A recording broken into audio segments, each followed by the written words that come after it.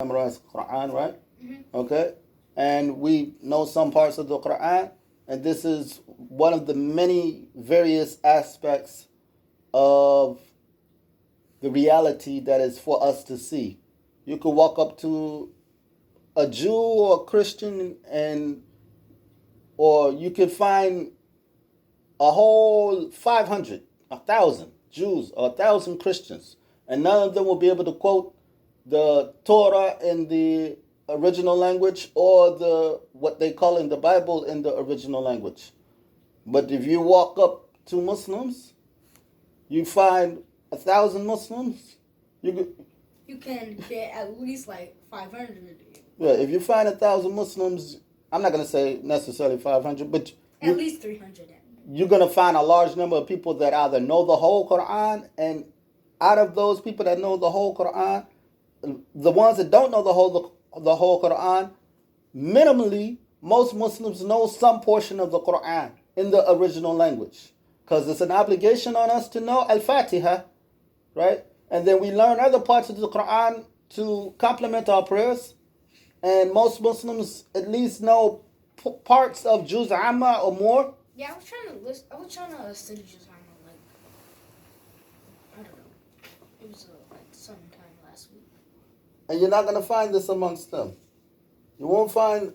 I don't even know the whole Juz Amma, and I can quote more from Juz Amma than probably a preacher can quote from the Bible in its original language. MashaAllah. So, and the Quran is a healing. And the Quran, when we say the Quran in regards to the book, the revelation, okay, so when we're talking about the revelation to the Prophet alayhi salatu wasalam, it was revealed in accordance to the way that, or it was composed in the way that Allah revealed it. So Allah revealed the Quran to Angel Jibril alayhi salatu wasalam. He made him hear a sound where he understood the meaning of the Quran, the recitation of the Quran, and he took a copy of the Quran, a written copy of the Quran, to Baytul Izzah when the Quran was first sent down. It's Baytul Izzah, a place in the sky. It's called Baytul Izzah, like the house of Izzah, the house of, I don't know how to translate Izzah, like reverence or respect, nobility, like it's something like this. So he took it there on Laylatul Qadr, okay? And then he used to bring it down to the Prophet, portions of the revelation, as he was ordered to do so. And the Prophet told the people how to compose it. So when he would recite it to them, so let's say, like, when he recited, Iqra bismi rabbika alladhi khalaq, right? Up to the first 5 verses, this was the first revelation, right? Then later on, he got more of the verses of that. He would say, put that after this verse, and so forth. Okay? So the Prophet told the people exactly the way to go, and the companions documented that. After the Prophet ﷺ died, it came to the heart of Umar radiallahu anhu. He said, because an incident had happened, a large number of the companions who knew the whole Quran died in a battle, right? So he got scared. He said, a lot of people died that know the Quran. Who got scared? Umar, right? He said a lot of people died who knows the whole Quran, right? He said if we don't compose it together in one book, according to the way the Prophet wanted it to be done, the Quran will get lost, like the Torah and the Injil was lost. So he went and he told Abu Bakr, because Abu Bakr was the Khalifa at the time. And Abu Bakr radiallahu anhu, he was hesitant at first. He said, this is not something the Prophet did. I don't want to innovate a matter, right? And then after thinking about it, because both Abu Bakr and Umar, who are they? They are amongst the top companions of the Prophet. Both of them were mujtahids, right? So Abu Bakr, the mujtahid, he thought about it and he said, mujtahid is the top ranking scholars, okay, of the nation. So he thought about it for a while and then he said, this is a good matter, okay? Because the mujtahid is the scholar in the religion who is capable of deriving rulings from the Quran and the Sunnah. So Abu Bakr, being a mujtahid, he considered this matter and he said this is a permissible innovation, and so he said, yes, we will compile it together. So then he called another mujtahid. Okay, this companion of the Prophet, his name was Zayd ibn Thabit. Zayd ibn Thabit, he was a young man when the Prophet came to Medina. So he's from the Ansar. Okay? And he used to write a lot of the times for the Prophet. So when the Prophet would get a new revelation, the Prophet would have Zayd ibn Thabit write the revelation. Right? He was like a secretary for the Prophet. And even when the Prophet first came to Medina, Zayd ibn Thabit, the Prophet had him learn Hebrew so he could write communications between him and the Jews. And he learned Hebrew in a week. So this young man was a mujtahid amongst the Sahaba also, right? So they presented the idea to him, and he had the same reaction as Abu Bakr, i.e. he was hesitant at first, and then after thinking about it, he agreed with it, and he put together a panel, and they got together, and what they did, they didn't just rely on their memories, because there were many of them that knew the whole Quran, including Abu Bakr and Umar, right? They knew the whole Quran, but rather than just rely on their memories, they had witnesses and documentation. So different people had different copies that they documented from portions of the Quran in front of the Prophet and in front of others. So they would bring their documents, and other people would do like this until they gathered all of the Quran together, right? And they confirmed it through witnesses and so forth, and the order and everything. And this is how the Quran came to us. And it has been preserved from that time during the Caliphate of Abu Bakr. And how long was Abu Bakr a Khalifa? Do you know? No. 2 years and a few months. If I remember correctly, I think it was 2 years and 3 months. Okay? So the Prophet died, alayhi salam, and then Abu Bakr became the Khalifa, and he was only the Khalifa for 2 years and a few months, and then he died. Okay? So from that time, okay, the Quran has been together in a mushaf. And in that mushaf, it was written in a way where a person would be able to recite it according to its various modes of recitation. Because the Quran has different modes of recitations.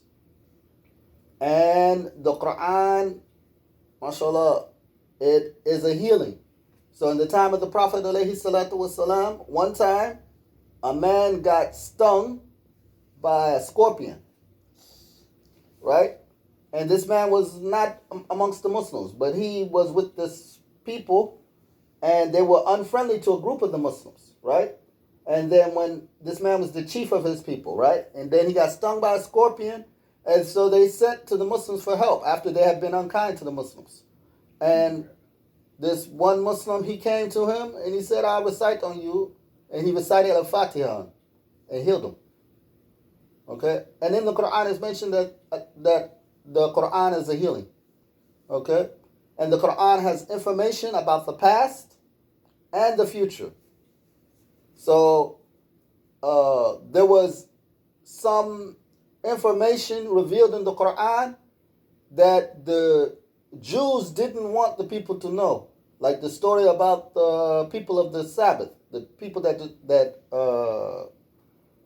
they broke the Sabbath. So there was a rule from the followers of Musa alayhi salam that they were supposed to observe the Sabbath, meaning that they couldn't do any type of work on the Sabbath. What's a Sabbath? The Sabbath was Yom Sabt, the Saturday. Okay? The Saturday? Yeah, so on Saturday, the people from Bani Israel, the followers of Musa, they couldn't do no work.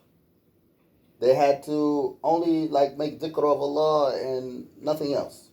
Okay? They Not had... even eat? Huh? Not even eat? It was like an Eid for them, but... I said eat. Oh, yeah, they could eat. But they couldn't hunt. or they couldn't fish. They have to have the food already ready. They can't cook. It has to already be ready.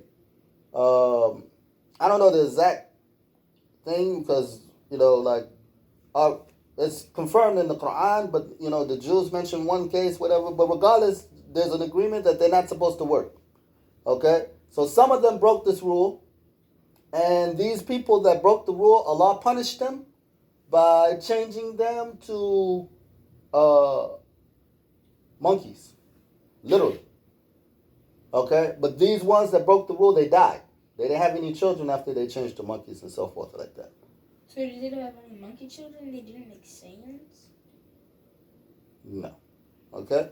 So, but that was their punishment, that they were transformed into the monkeys. So what happened? This story was revealed about them in the Quran, and they were embarrassed because they were trying to hide this reality, right? And other matters about the past that people don't know is revealed, and then also matters about the future. So one of the things about the future that happened shortly after the Quran was revealed, we're going to stop after this, so we ain't even finished the page, is that, what was it? It was revealed that the Romans, who were recently defeated in a battle against the Persians, that they were going to... Wait, recently? This was in the lifetime of the Prophet. Okay? So it said that they were going to be victorious in less than 10 years. Okay? Over the Persians. And it mentioned on that same day, the believers will be rejoiceful. So what happened? Less than 10 years later, the Romans were victorious. And on that same day was the Battle of Badr. The Battle of Badr was the first major battle that the Muslims had against the Quraysh, against the Meccans who were opposing the Muslims. And the Muslims were victorious, and hence they were rejoicing on that same day. So, Bismillah, Allah, we're going to stop right there. So we didn't even finish a page and explain this. And that means this is going to take way longer than I'm thinking. Wait, can we close out with La ilaha illallah? Okay. La ilaha illallah. La ilaha illallah. La ilaha illallah. اللهم صل على سيدنا محمد وعلى أهله وصحبه وسلم. اللهم صل على سيدنا محمد وعلى أهله وصحبه وسلم. اللهم صل على سيدنا محمد وعلى أهله وصحبه وسلم. رب اغفر للمؤمنين والمؤمنات.